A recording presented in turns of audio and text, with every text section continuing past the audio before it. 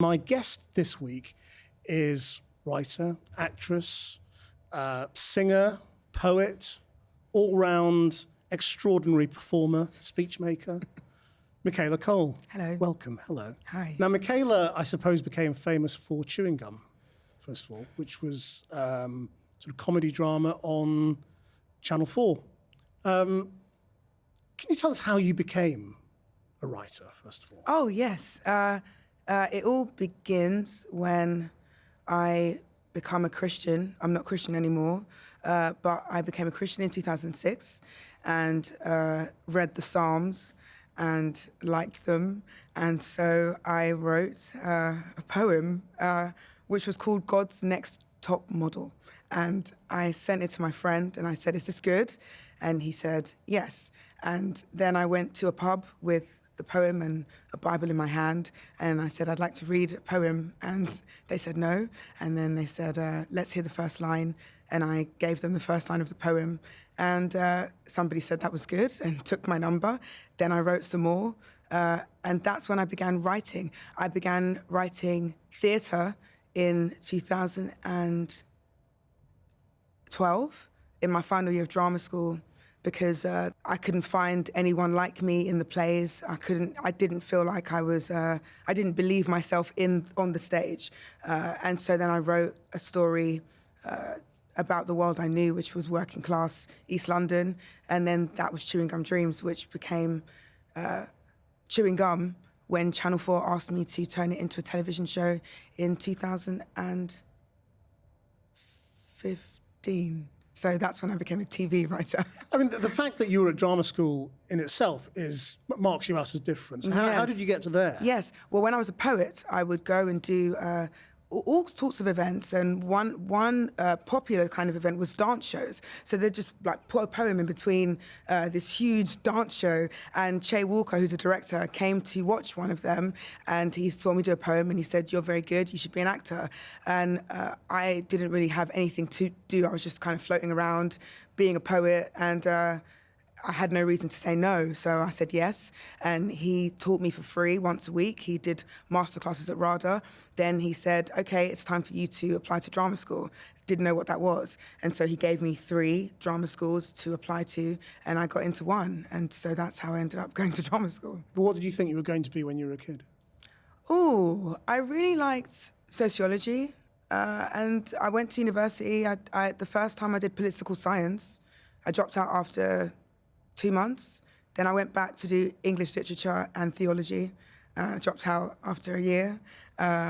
And then I was a poet. I didn't really think about things. How were you living? How were you making a living? Oh, I cleaned. I was a cleaner. I cleaned in a food court. I cleaned in Northern Rock Bank. I worked at Topshop. I worked at JD Sports. Because where was your mum from? Ghana. And when did she come to Britain? When she was 20. Yeah. So she's like any other immigrants. Superhero in Britain, immigrants. Yes. bringing up children in a tough environment. She must have spent a lot of time telling you had to be better than everybody else if you wanted to succeed. Oh, yes. So while you were busy applying for things and then dropping out, what was she saying to you? I was sleeping in my car for a period of time. So all I knew that I should pass all of my exams. So I was very good at passing exams. I would memorize the AQA book from back to front and just go in and I know the book. I didn't think about what I was doing. And then I became a Christian and got into all this kind of artsy, airy-fairy stuff. And it was terrifying for my mum, absolutely terrifying, because it didn't make any sense. What are you doing? And she kept kind of giving me the form to apply back for university. And then before we know it, it's somehow working, and she can't remember ever not supporting this idea to share stories. You mentioned it a couple of times, becoming a Christian. How did you become a Christian? Yes. So I also dropped out of college, and I was kind of just, I just go back for exams. I don't want to be in the kind of regular go there and sit there. And so I was just around, and I met a girl who was in the year above me, and she was a dancer. And so I got into dancing. So I was in a dance group, then found out very quickly it was a Christian dance group, and felt like, oh, damn, I'm not going to say anything because I really enjoyed the dance group. And then, so I began to kind of learn how to pretend to be a Christian. So I'd know how to, the cool kind of when to say amen, hallelujah, praise God, da-da-da-da-da. And I'd go to events, and I went to one event. It was I don't know, like Day of Pentecost, some kind of like maybe an Easter event, I can't remember. But I remember being there and pretending to do my Christian thing, and some girl came up to me and she said, hi, and I was like, hi. It was in the middle of worship, and you're not supposed to really do that during worship. So it's like, this is already against protocol, what is this girl doing? And she said, I just wanted to know that God's got a message for you. I said, what? And she said, you've been doing all the outward things, but you haven't learned to know God for yourself. Huh? So I went home, and I was like, that's kind of true. What do I do? And I called my cousin, who was a Christian, and she said, you should pray about it. And I was like, well, how? She said, well, just like, get on your knees in your room and I said, should I go back to the church? She said, well, ask God. So she said, yeah, just get on your knees and say, should I go back to the church, and wait for a feeling in your heart. So I did that. And I got this feeling in my heart that's, I thought, okay, yeah, I think I can feel that I should go back. So I went back to this church. And then I think the second time I attended, the pastor did an altar call where they kind of say, if you don't know Jesus, raise your hand. And before I knew it, my hand was in the air, and I ran to the altar, and I was on my knees crying, just apologizing to this God that I had just had this amazing connection with, kind of saying, I'm sorry for not acknowledging you. What a disrespect to myself and to you. And then I became like an absolute real Christian for 5 years. And this became a big part of your creative life? It was my creative life. I wasn't creative before that. So how did it end? Yes, how did it? Drama school. Drama school is what ended it. So the poetry, I was a Christian poet, but often in kind of secular spaces doing my Christianish poetry. It became more and more liberal with every poem. I was still about love, but it wasn't about saving souls. It was about, my last poem was called Lesbian, and it was about why Christians couldn't accept gay people. I never finished it, by then I'd left. But yeah, so I went to drama school, and I think it's just now I have two habits. So it's like I go to church every Sunday, and I have my church family, but then I have to also go to drama school. So you therefore have two families. Families are, and your two worldviews are now together, and you're looking across, you're seeing, all these people, we talk about them in church, how they need help, and Jesus is the way. And then I'm in school, and I'm like, I don't think any of you people need Jesus. You don't need, and so I couldn't do my job as a Christian, which is to minister and be a, beacon of light and spread the gospel. I was too busy receiving light from other people. And then I went back to church one day, and I feel so bad talking about this, because I think Christianity has such a great, it does great things for some people. So this is just my personal relationship with the whole thing. I went back to church, and for the first time, I didn't believe it. And I was sat there thinking, can people see that I don't believe it? Because for the first time, I don't believe any of this. I think that this is a performance. Maybe I'd been in drama school so long, I was like, this isn't genuine. So it came and went just like that? Yeah, but it took maybe a year. And then after that, I kind of did like a middle ground version, So I went from a church to a cafe of Christians, and so, where we played the guitar, and drums. And we didn't talk about our beliefs, But then it was like, so why are we here? What is our belief? Is anybody here against the gays? Because I need to know that in advance, And when there was no clarity, it meant I have to go. Clarity is a big thing for me. So once again, it was like, unless somebody tells me there's a pastor here in the cafe. What do you think of gay people? And when I don't get clear answers, because it's not clear, is it? I think the Bible in today's world means, I think there's just some kind of lack of clarity if we take that book word for word. And I am kind of a very literal person. So it meant I had to go. Were you alienated by the morality of the church? What do you mean by that? Well, you've mentioned what the church thinks of gay people 3 times. Yes. I mean, yes, or not. It's were you kind struggling of about with those sorts of judgments yes, and but rules? also not knowing what the church thinks of gay people. So it's not that because the modern church doesn't really have an opinion, and I'm like, you need to have an opinion. You need to, and that by having an opinion, I think it automatically negates some things in the Bible, unless you're homophobic, unless you think it's wrong to be gay. I don't know. It's just open to so much interpretation. Many people can read that Bible and then leave thinking gay people are wrong or God sees homosexuality as sin. So I don't believe those things. So I'm like, priest, pastor, do you? So why are we holding this? What does it mean? Why are you picking on homosexuality as an issue? Yeah, you know why? Because for me, I had to learn when I became a Christian, so homosexuality is a sin, it's not okay. Then I went to drama school and I made friends with gay people. Right. And so it was a direct like, what is this? This is a huge, this doesn't make sense. I think it was because it was the first thing that didn't make any sense. And did you talk to the pastor about it? I wrote to him.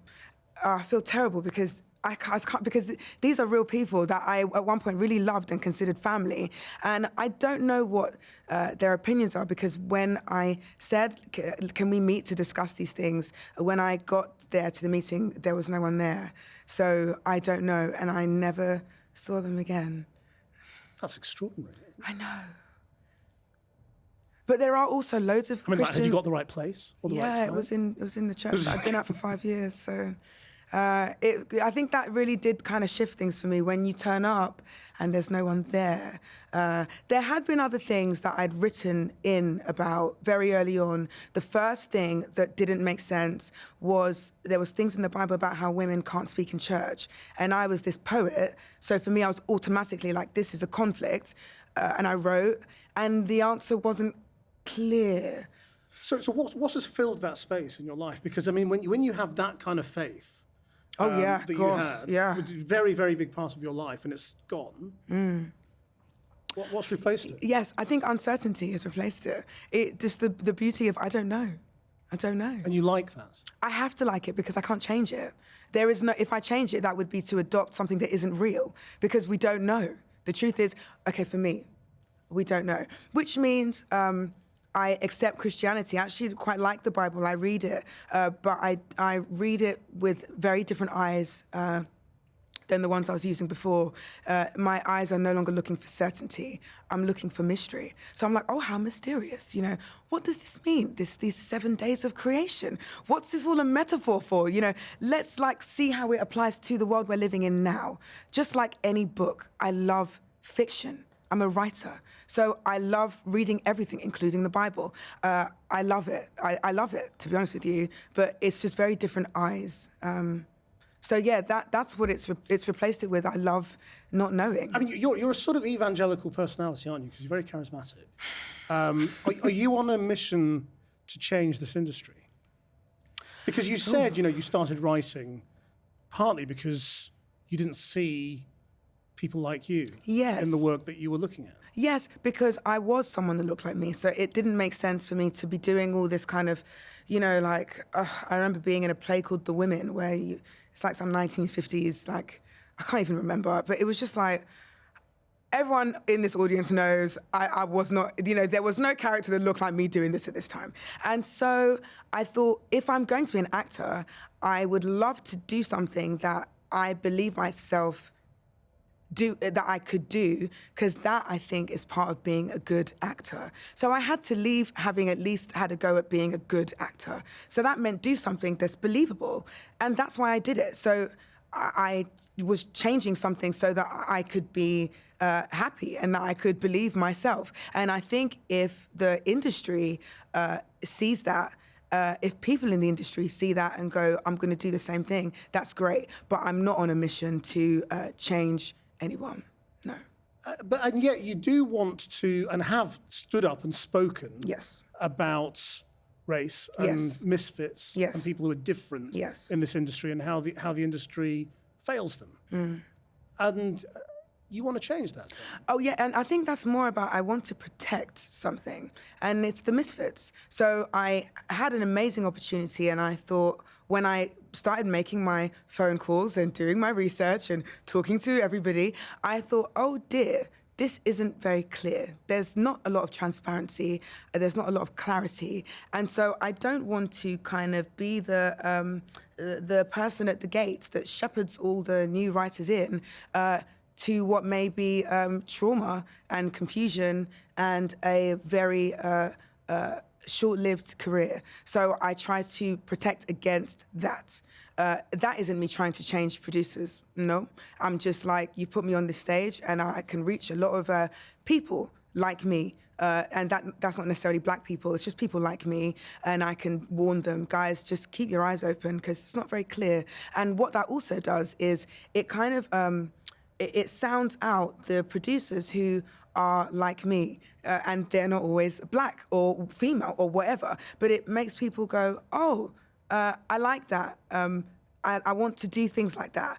And then you have the others who go, and I'm like, great, now I know who you are. Stay away from me. How racist do you think this industry is? Oh, I don't know if it's racist. I don't know if it's racist. I don't think it's racist. I think it's it can be a bit thoughtless. It's got some thinking problems. Maybe we don't use a lot of energy to really think about the bigger picture and about people outside of ourselves. Including people? Is it about inclusion? No, I don't think it's about inclusion, because you can include and say, oh, yeah, you can come to this school, but what if that kid spends every day getting bullied with custard thrown on his face? So it's more than inclusion. So what is the problem? I think it's to do with attention, paying attention. I think we could all pay a bit more attention. I don't know what the problem is, really. I think there might be more than one. I think we should not coast, not just be settled and complacent in our jobs. And I think that allows you to keep thinking, making sure you're doing what you think is right. Are you checking up all the time going, is this the way I feel I should carry out my job? Am I happy? Do I feel resolved in myself? Do I feel like I deserve this job and I'm acting, I'm being a good jobs person? Am I doing this right? Am I making sure I'm doing my job? And I don't know. I think sometimes we may forget to do our jobs whilst we're still being paid for them. But how do you think television drama and television comedy caters not just for black actors and artists and people in the industry, but for the audience? How does it cater for the audience? Is it failing? I mean, I don't think it's failing.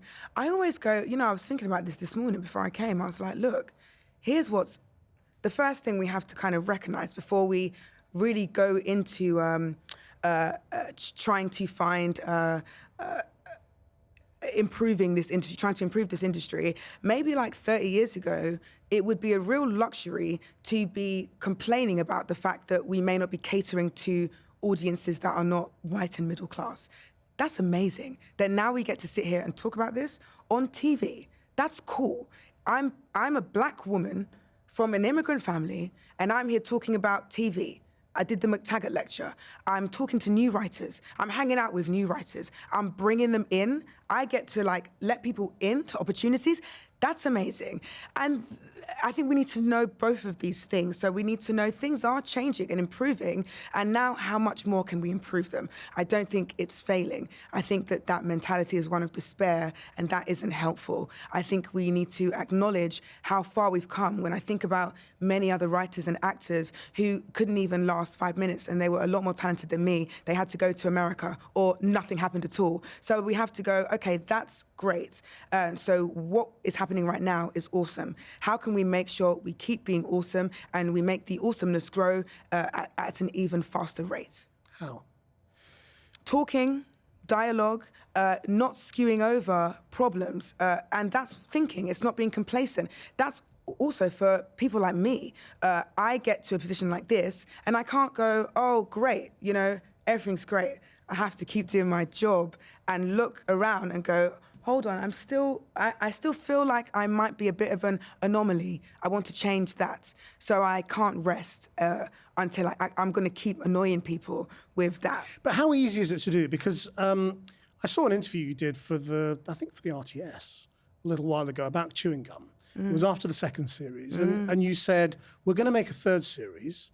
And this time I want to bring in new writers. Yes, I want to do it all writers, myself. yes. I want to give opportunities to people like me in the industry. And it hasn't happened. Yes, I mean, at least right now it's not going to happen. Because we almost got there. Chewing gum, it's good to talk about this here, actually, because maybe now I won't have to talk about it, again. So first we did the 2 seasons. I got the offer for the second season in the middle of the first season airing. That was awesome, right? Then season 2 aired. I didn't have an offer. And then time went on and on. It was on, and I said, guys, I'm auditioning for a show right now called Black Earth Rising, and I'm already 2 rounds in, and I fear I may get it. If you don't offer me a season 3 now, I might have another job. And the offer didn't come. So then I had Black Earth Rising, which I finished filming last April, okay? It was a very long show. Then even after all that, I kept thinking about these new writers. Everybody was screaming, season 3. And I'm like, yeah, I know. So I thought, how can we do this? I've now grown up. I've learned about things like Rwandan genocides and ongoing Congolese genocides, but people still want this show. What I can do is give it to 6 new writers per episode. And so I went in with that, and we had a big old meeting, and we celebrated because it was going to happen. I was so happy. Then I left and immediately got an email saying, oh, do you think that you could write the first 2? Or maybe you could do the first 2 and an hour special in between. And I thought, oh, okay, we had an agreement, and you're going back on the agreement the minute I leave the room. It makes me feel like I can't leave the room in case you start to go back on things. And that actually goes back to what I said earlier about it not just being about inclusion, because I can't just be like, oh, come in, and then you're treated like crap. I thought, I don't trust the channel. If you've gone back on it that quickly, I smell a rat. So it's a no. I'm gonna find another way to do my new writers thing. And I feel much more comfortable, even though people may complain, and whoever the 6 writers would have been, we didn't know who they were. We never even got around to looking for them. That's been a missed opportunity, but more opportunities will come. People just have to exercise patience. And actually, there are many more writers, but I'm keeping my side of the street clean. You just have to be patient. I got you. You spend a lot of time with new writers, don't you? And doing workshops. And... Yeah, well, I don't know about workshops. I like, for example, the show I'm doing now, I just brought in a ton of people just into the room, into the writer's room, where you can see me talking with my co-producers. You are reading scripts that nobody else is reading. And then there's new writers, actors. I'm inviting a ton over to my house tomorrow. I'm making them vegan burgers, and we're going to watch the R. Kelly documentary. Very young people, because I never had that. I never had anyone who said, hi, this is my number. Never had that. So I do. And online as well. I have many from all over the world, writers, that are people that just go, I want to write, but I don't know how. And I just send them a message. This is what I did.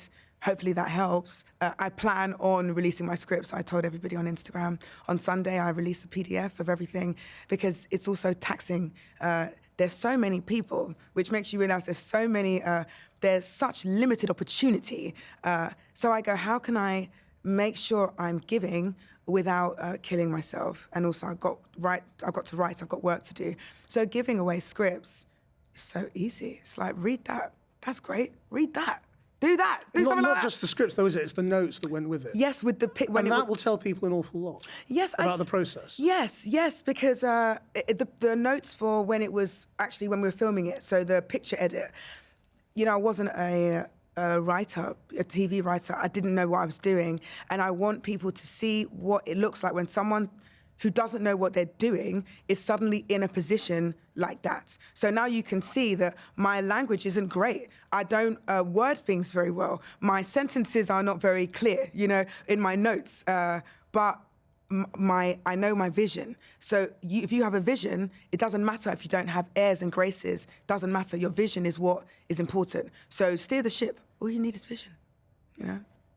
You see, it's slightly. Maybe this is just because I always see the downside, but I find it slightly sad that you're doing so much, and you've only just kind of arrived. Oh yeah, right. And yet, you know, there are so many people out there who could do a little bit of what you're doing. But are there? Like, because I was thinking also this morning, I was like, how come people don't share scripts? Why doesn't that happen? Then I thought, is it because a lot of the time there's more than one person writing the script? So maybe there is a disagreement over whether they share scripts or not. Maybe they've never had this conversation, and if they did, maybe not everybody would feel the same way. I'm alone, which means I get to just do what I want. So maybe that's what it is. I think in terms of channels, though, you know, and maybe there are things happening that I don't know about, and they are really reaching out to, you know, the normal people like me who aren't on a writing course in TV already, because that's a foot in. You know, that's a privilege if you're on some kind of new writing scheme. But then the rest of the world are not. And they have amazing stories. I don't know how much channels are doing, but that's okay. You know, I'm just going to do my thing. But it says something about your approach to success as well. I mean, I should invite people into the process a little of coaxing you onto the podcast. It's been like a sort of a long gestation period, and in which we met for dinner, and Yes. You arrived on a bike. We sat in a restaurant, and nobody bothered you, and you were the star of this massive BBC and Netflix drama, Black Earth Rising, and you seem to wear your rising stardom very lightly. Yes. What do you mean? I know what you mean. Well, I suppose you don't want to act like a star. No. Well, what does that even mean? Even act that Well, even a lot sounds of actors awful. want to be stars. They want to be special. They want to be treated as celebrities with entourages and specialness all around them. And you don't seem to be like that. No. I even did an Instagram post the other day on the bus, and I was like, if I ever can't get the bus, I failed. I think very early on, I kind of looked, you know, this is probably around Top Boy. I was in Top Boy. That's the first TV show I ever did. And I remember kind of looking, you know, at the people that we kind of hold as celebrities, you know, largely in America, the very, very, very, very kind of security everywhere, paparazzi. And I thought, it looks like it's very hard to have happiness there. And so I thought I must make sure I really try to avoid that. And actually, if ever I trade in privacy, it has to be for something worthwhile. So Black Earth Rising, it changed my life, my intellectual life. It allowed me to be part of something that may even have a tiny ripple in the world of politics in the UN. So I'm like, okay, I can trade in some of my privacy for that. That's cool. It's never for something that I don't really believe in. And I don't know. I don't like all that stuff. I don't know if that make me happier. So I don't Just explain what you said there about how Black Earth Rising might change something. In what way? Well, I just mean awareness. Awareness brings change, doesn't it? I mean, it's brought change to me. It's changed me. I think Hugo's big thing was the fact that war criminals that are persecuted by the UN are largely Black Africans. And if he never said that, I would have never known that. And if you can be in a show that then reaches Netflix, doing that show, I like to think, brought some kind of awareness. I could be wrong, but I have hope. Now, you mentioned the McTaggart Lecture, which you gave last year, which is the big speech in the Edinburgh TV Festival. It's a great honour to be asked, and it's usually, you know, people towards the ends of their careers, not you know, at the Beginning. The beginning. Yeah. And it was a very revelatory speech in all sorts of ways. And one of the things that really shocked people was your revelation of being assaulted, sexually assaulted. Why did you reveal that? Oh, why did I reveal that? Many reasons. I can give silly reasons, like, they wanted a creative, so I wanted to give a show. But also, I wanted to highlight how strange our workplace is, and maybe how strange the world is, full stop, that something like that can happen, and there's no break. You have to constantly kind of be totally okay, because other people need to make money, and we can't delay that. We can't cause delays, because delays mean we lose money.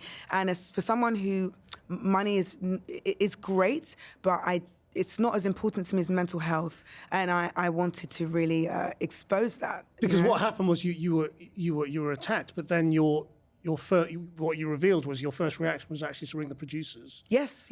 And you were worried about getting an extension on the time that you needed to write. Yes, and I was told, nobody will give you a break. You have to demand your break. It's once again just going, if I don't share this, nobody will be aware that this can happen. I think if you're aware that this can happen, if it happens, you might handle things in a healthy way, because it's a lot, So I thought, I'm going to talk about this. Which is surprising because, I think to most people, the first thing that they would have talked about was the sexual violence, not the impact in. But I was doing the McTaggart lecture, and it's about TV, so it's like, no, it's not going to be, oh, hey guys, I was raped, I have been raped, I'm a victim. It wasn't that. I mean, why would I do that? That's for my therapist. This is for. It's a warning, and it's also going, I'm sure I'm not the only one. I'm sure many people at work have to keep going to work, not just in TV, any workplace. And so my highlight was not on rapists. So it wasn't on, very well-known figures who have done terrible things. My thing was more about the person that has gone through the thing, and how are we looking out for them? They have to carry on. Do they get days off? Oh, they do entire shows whilst being assaulted. Let's, for a minute, forget about the monster, the people we're calling monsters. Let's think about those people. How are they doing now? What happened to them? That's my concern. That's my stance in this industry, So how did you view the whole Me Too unraveling? I hope that all these brave men and women who came out and voiced things, I hope that they are getting help that they need, and I hope they're okay. Because we focus a lot on ending the lives and careers and chopping the necks off of these monsters, and I'm like, how about everybody else? Are they okay? Because we know that a lot of people are raped in the world, full stop, and those people don't have... the press won't care about the people that rape them because they're not celebrities, or they're not millionaires or CEOs of buildings. Sometimes they're people's fathers, mothers, babysitters, bosses in McDonald's, and the media won't care about them, so they're stuck. So I'm just like, where is our attention going, and what can we do for those people who have to keep going to work?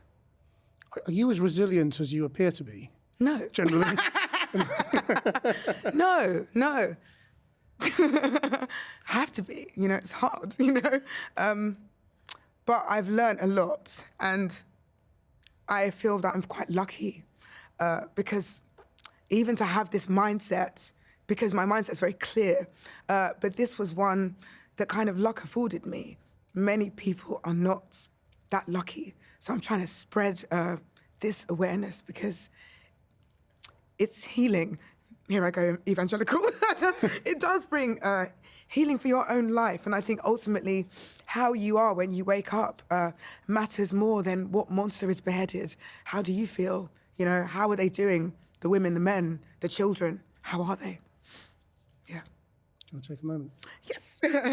So good conversation, though.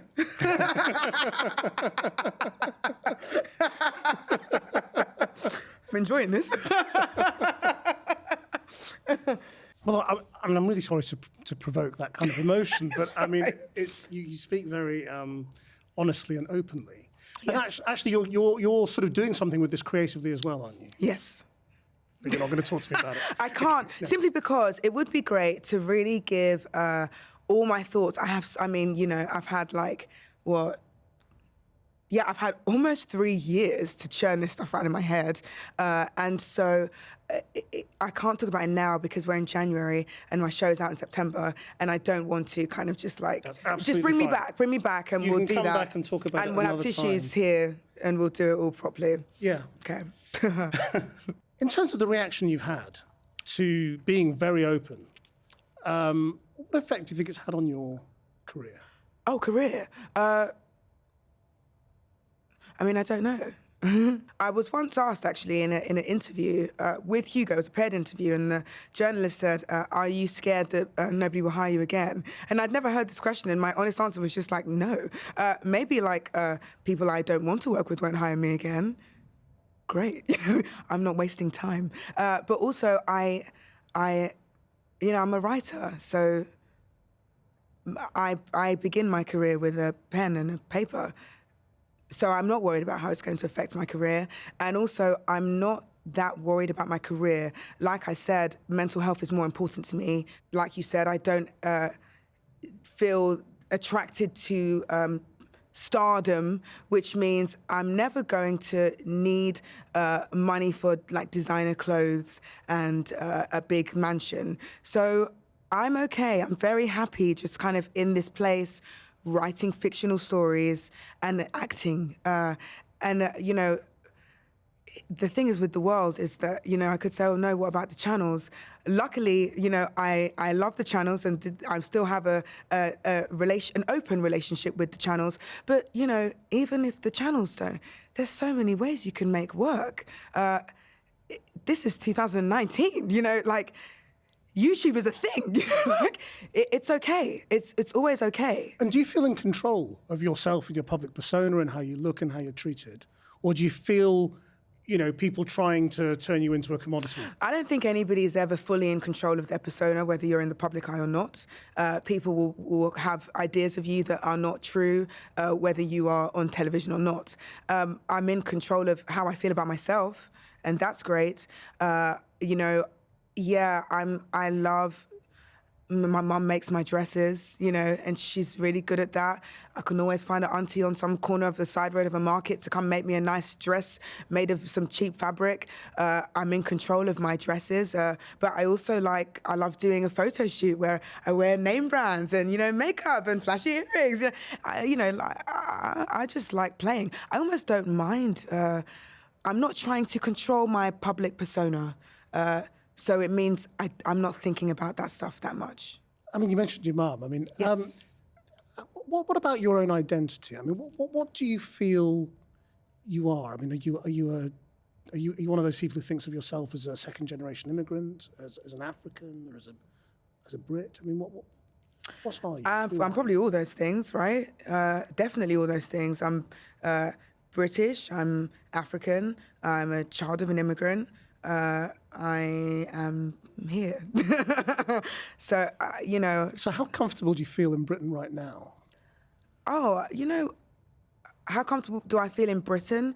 I think as comfortable as I would feel anywhere. But we're in a time where immigration is really controversial. Yeah. A lot of people don't like it. A lot of people think there are too many immigrants. I know. I just wonder where you sit in all that. I mean, I don't know if there's too many immigrants. We'd have to count. You know, I think I'm like, how many immigrants are there? To anyone who says there's too many, how many are there? Do you know? Where is this opinion? What is it founded in? I think immigrants are brilliant because my mum was one, and I'm all about traveling and experiencing being somewhere else. I'm like, people who think there's too many immigrants, I'm guessing you don't take holidays. I'm guessing you don't you don't go and immigrate to a place. I don't think, I mean, I can't see that there's too many immigrants. I think London especially, its identity is largely immigration, you know. If you kind of erased all immigration, I'm just interested in what that would look like. I mean, I know that I wouldn't be here simply because my mum immigrated here. So I wonder if we really think about what... Why did your mum come? She wanted better opportunities for me as her child. And so she came and she works for the NHS. She's worked for the NHS for over a decade. You know, she was a cleaner at first, and she went to university here, and she did a postgraduate. She wanted some sort of different life for her children. Because economic migrants are now often sort of denigrated. You know, they're just economic migrants. They come here for something better, as if that's a bad thing. Yeah, it's really like, weird, well, don't we live for? Don't we strive? Isn't every day trying to like do something better? And hey, maybe there's something to be said about. You know, I think it's funny. Ghana, where my mum's from, is a place where everybody wants to be. People go there and live there now and make work there. Black Earth Rising, we shot some of that in Ghana with an amazing film production team called Deal Reel. And the guy that owns that, he went to Oxford here, and now he lives in Ghana. So it's kind of like better just means trying something different. And actually maybe for a lot of people here who aren't happy with their lives, maybe they should consider immigrating to a country, because actually it forces you to, you know, when you have nothing. My mum smashed it. You know, all I know is my mum smashed it. And she had a very hard life, and she did those things so that I would have maybe a bigger sense of freedom and greater opportunities. And I don't think that I've harmed this country by existing here. I don't think I've hurt anyone or am a symbol of offense, you know, to anybody intelligent. I don't think so. I think I have loads of great Anglo-Saxon friends, and we're all British, and we trade skills and we learn from each other. Maybe people immigrating here betters this country, as well as immigrants having a better time. It probably does well for people born here too, you know? Got to look at bigger picture, see what we can learn from everybody. What does she think of your work, of Tracy? Oh, she's a big fan. My mum is Yeah? She's on Instagram, Twitter, on all the socials. She is on track. She comes to Jonathan Ross show. My mum's there. She's hugely proud. She's so proud. Yeah. So how do you see the future going for you? For me? Yeah. It goes, doesn't it? You know, I'm writing. You don't plan it out. You're just a sort of, let's see what happens, I'll keep writing. Yes, I do reckon I probably will. Because you've had big changes in your life, haven't you, when you think about what it is you've done? Yes.